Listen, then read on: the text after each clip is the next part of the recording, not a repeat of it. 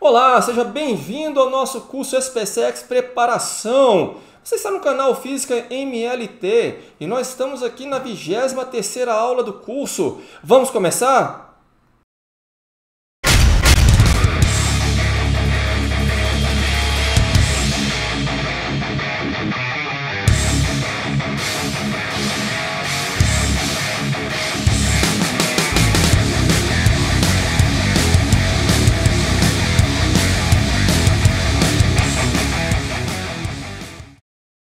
Bom, para essa aula nós vamos entrar aí no assunto de gravitação universal. Vamos comentar a respeito das 3 leis de Kepler e também da lei de Newton de atração gravitacional de corpos. Logo em seguida, vamos encontrar as soluções de 2 exercícios aí do nosso material e também teremos um exercício extra. Então prepare o seu caderno e vamos começar! Dando início então à aula de hoje, vamos iniciar aí com as leis de Kepler. Vou pegar aqui uma figura que represente aí a órbita de um determinado planeta ao redor do Sol. Então vamos lá. O que diz a primeira lei de Kepler? Os planetas descrevem órbitas elípticas em torno do Sol, ocupando o Sol um dos focos. Então aqui, como nós podemos observar, nós temos a órbita do planeta sendo dada aqui no sentido anti-horário, tá certo? E o Sol está ocupando um dos focos da elipse, tá certo? Teremos aqui o outro foco. O Sol está aqui sem problema nenhum, mas ele vai estar em um dos focos, tá certo? Essa aí é a primeira lei de Kepler. Segunda lei de Kepler. O segmento imaginário, que nós chamamos aí de raio vetor, que une o Sol ao planeta, varre áreas iguais em intervalo de tempos iguais. Em outras palavras, a velocidade areolar ela é constante. O que seria esse raio vetor? Bom, ele vai pegar aqui, olha, a partir do centro do Sol, ele vai até o centro do planeta, tá certo? Essa reta aqui, olha, que nós chamamos de raio vetor. Então, essa reta varre áreas iguais em intervalos de tempos iguais. Ou seja, a área aqui, olha, varrida, ela é constante, de tal sorte que a área 1, nesse caso aqui, é igual à área 2, uma vez que o intervalo de tempo do planeta para sair dessa posição e chegar até essa posição é igual ao intervalo de tempo lá do outro lado, olha, para sair dessa posição e chegar nessa outra posição. Tá certo?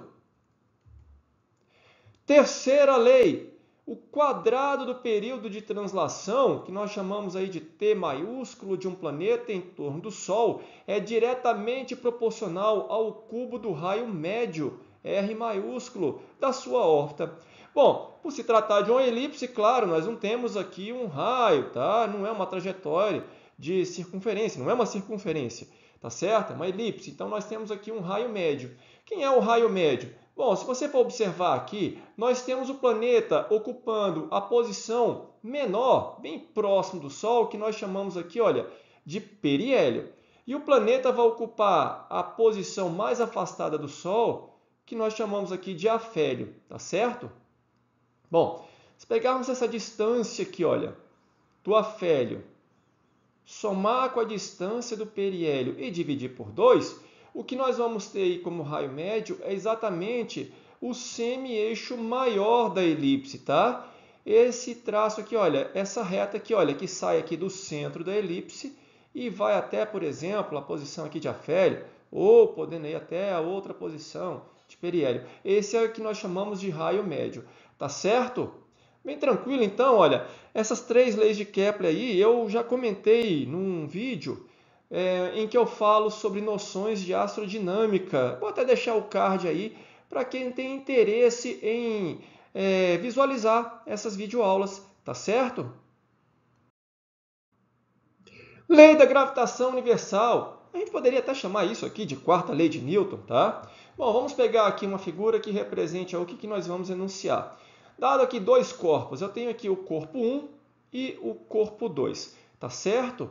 A distância do centro do corpo 1 até o centro do corpo 2, eu estou chamando aqui de R minúsculo, ok? Bom, esses 2 corpos, eles se atraem mutuamente, tá certo? Com a mesma intensidade, mesma direção, a linha reta que une o centro dos corpos. Claro, sentidos opostos, tá certo? A intensidade dessa força de atração, que é a atração gravitacional, é diretamente proporcional ao produto da massa desses planetas e inversamente proporcional ao quadrado da distância que separa os centros dos planetas. Tá certo? Então tá aí, olha, a famosa lei da atração da gravitação universal, dada aí por Newton. Essa constante G que aqui aparece é o que nós chamamos de constante universal da gravitação, ou constante de gravitação universal, tá certo? Seu valor aí no sistema internacional é de 6,67 vezes 10 elevado a menos 11 newtons vezes metro quadrado por quilograma ao quadrado, ok? Bom, também eu comentei lá nessas aulas de noções de astrodinâmica, eu falo sobre essa lei, como é que Newton chegou, exatamente como ele chegou, mas eu, de certa forma, eu deduzo essa fórmula. Quem tiver interesse, então, é só ir lá, curso, né, na playlist do curso de noções de astrodinâmica, tá certo? Então vamos lá, vamos para os exercícios. É o exercício de número 22 da página 72 do nosso material. Espero que você tenha feito a leitura do enunciado e prestado bastante atenção aí na figura. Então vamos lá. Conforme vimos anteriormente, a força de atração gravitacional é dada aí, seu módulo, não é isso? Pela constante de gravitação universal G maiúsculo, vezes aí a massa de um dos planetas, vezes a massa do outro planeta, ou dos corpos, por que não? Tá certo? Dividido pela distância que separa o centro desses corpos aí ao quadrado. No caso aí R maiúsculo, então R ao quadrado. Ok? Bom, essa força de atração gravitacional, de acordo com o enunciado, é uma resultante centrípeta. Vamos lembrar aí da resultante centrípeta? É a massa do corpo que está em movimento circular, vezes a velocidade instantânea ao quadrado, dividido pelo raio da trajetória. Tá certo? Em se tratando aí de um movimento circular uniforme, eu posso calcular essa velocidade aqui instantânea, a velocidade escalar, pegando ΔS, no caso aí é a distância percorrida ao longo da trajetória, então 2πr, dividido por t, em que t é o período, esse t maiúsculo, então, é o período aí de translação desse corpo ao redor do corpo de massa m maiúsculo, ok? Bom, então olha, como eu falei, a força de atração gravitacional é a resultante centrípeta. Então, eu encontro aqui a massa m maiúscula em função, olha, dos dados que nós temos anteriormente, ok?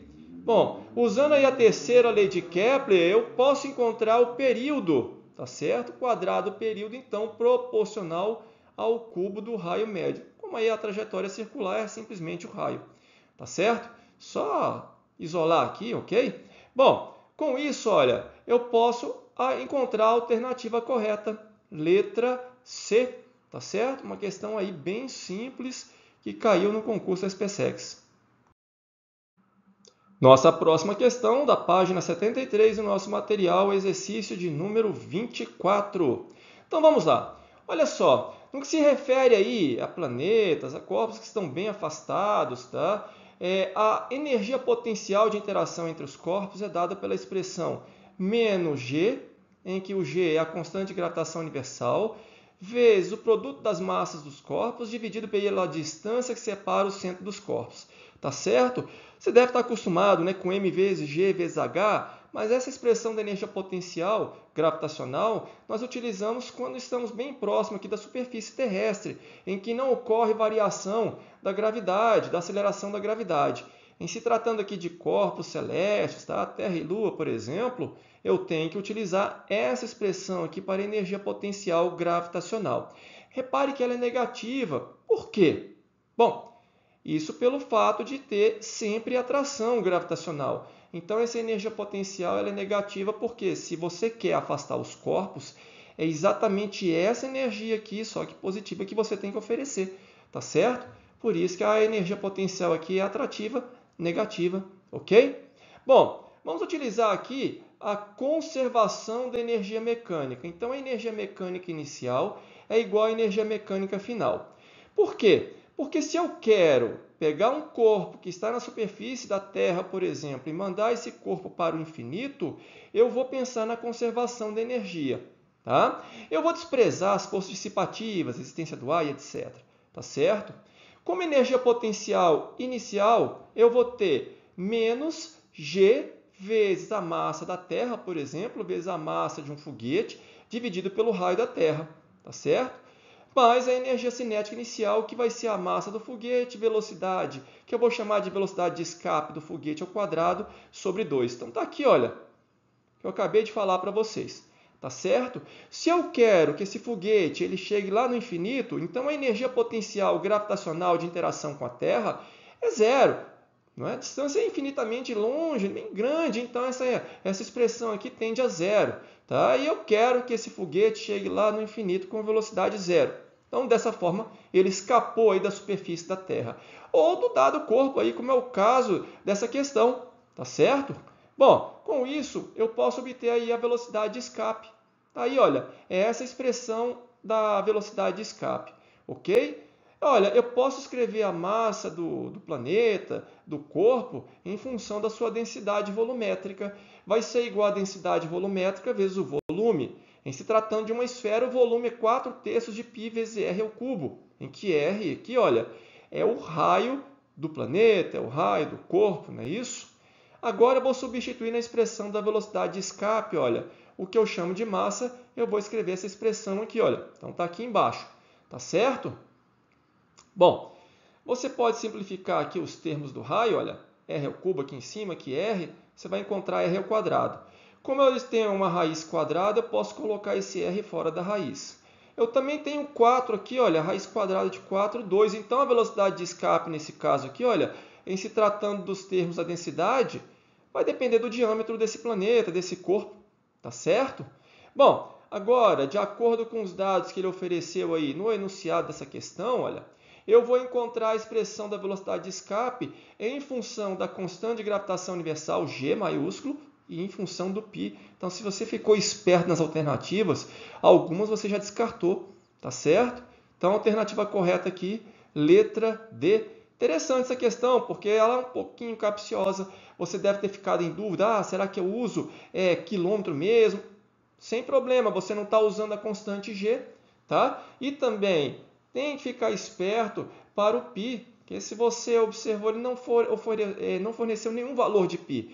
É bem verdade que em algumas questões aí desses concursos militares, eles oferecem um valor da constante π lá no começo da prova. Não é o caso, então vai ficar em termos de π mesmo, tá certo?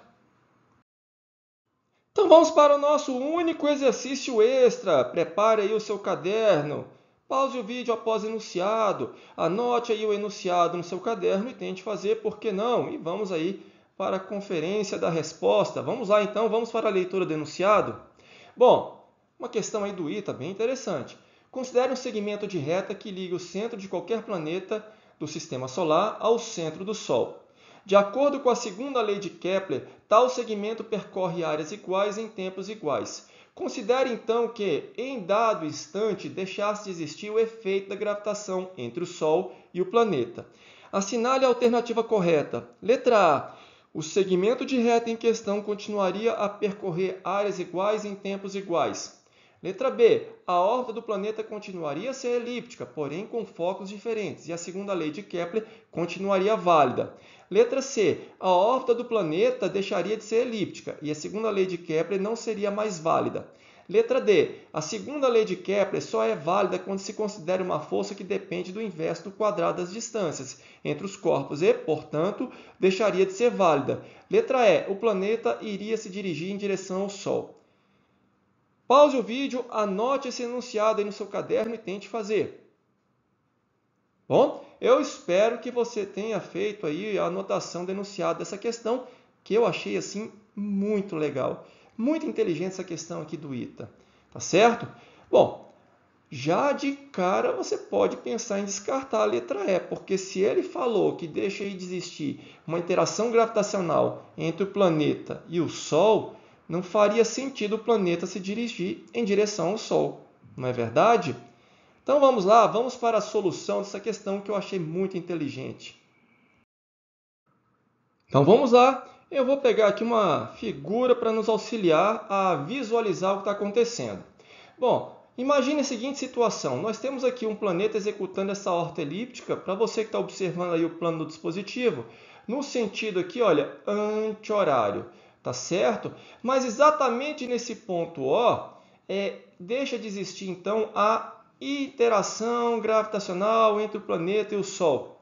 Não tem gravidade, então o planeta vai fazer o quê? Se não tem uma resultante centrípeta aqui, olha, para ele fazer a curva, ele sai pela tangente da trajetória. tá certo? E olha, não tem nenhum outro corpo celeste, nada que faça com que esse corpo aqui acelere, ele vai então executar um MRU, um movimento retilíneo uniforme, velocidade constante. Tá certo? O que acontece então? Então vamos lá. Repare aqui nessa figura, que eu estou chamando aqui, olha, de base 1, 2, tá certo? Fechando aqui o triângulo, olha, exatamente no centro do Sol, ok?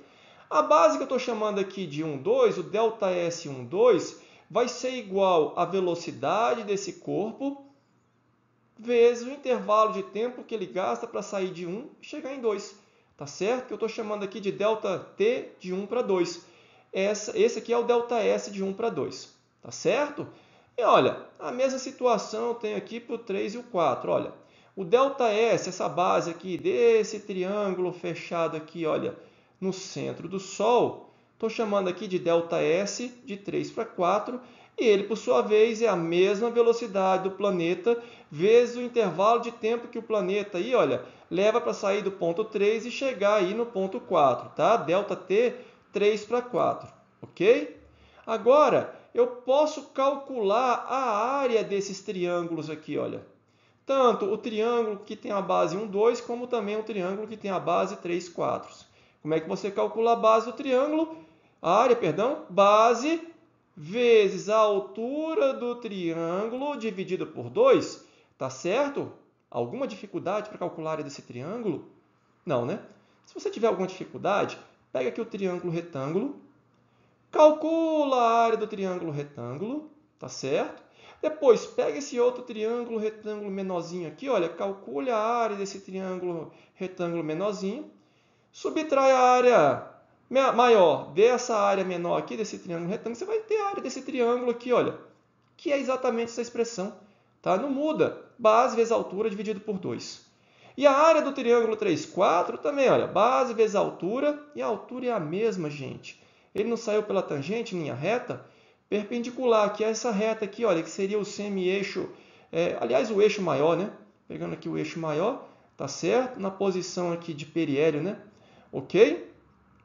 Bom, o que ocorre é o seguinte, se os intervalos de tempo são iguais, tá? O intervalo de tempo de 1 para 2 é igual ao intervalo de 3 para 4, então ΔS 1 para 2 é igual ao ΔS de 3 para 4.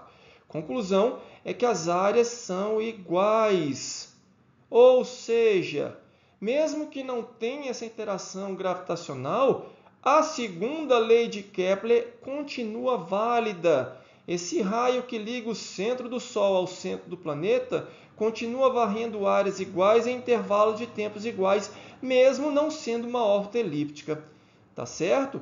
Então, a alternativa correta, letra A. Eu achei essa questão aqui do ITA muito inteligente. Muito legal mesmo. Tá certo? Bom, para quem está acompanhando aí as aulas, eu deixei a questão de número 21 de presente para vocês. É uma questão bem trivial, bem simples. Coloque aí nos comentários se você ainda tiver dúvida, tá certo? Bom, e também a questão de número 23 ela ficou prejudicada. Foi um equívoco aí na numeração dos exercícios, tá certo? Por isso que eu fiz a questão 22 e logo em seguida a questão 24 do nosso material. Peço escusas aí por esse equívoco na numeração das questões, ok? Mas se você não é inscrito no canal, se inscreva no canal, ative o sininho, compartilhe esse vídeo aí com os colegas, ajude o canal a crescer. E se você gostou da aula, gostou dos exercícios, gostou da iniciativa, dá o seu joinha. Até a próxima aula!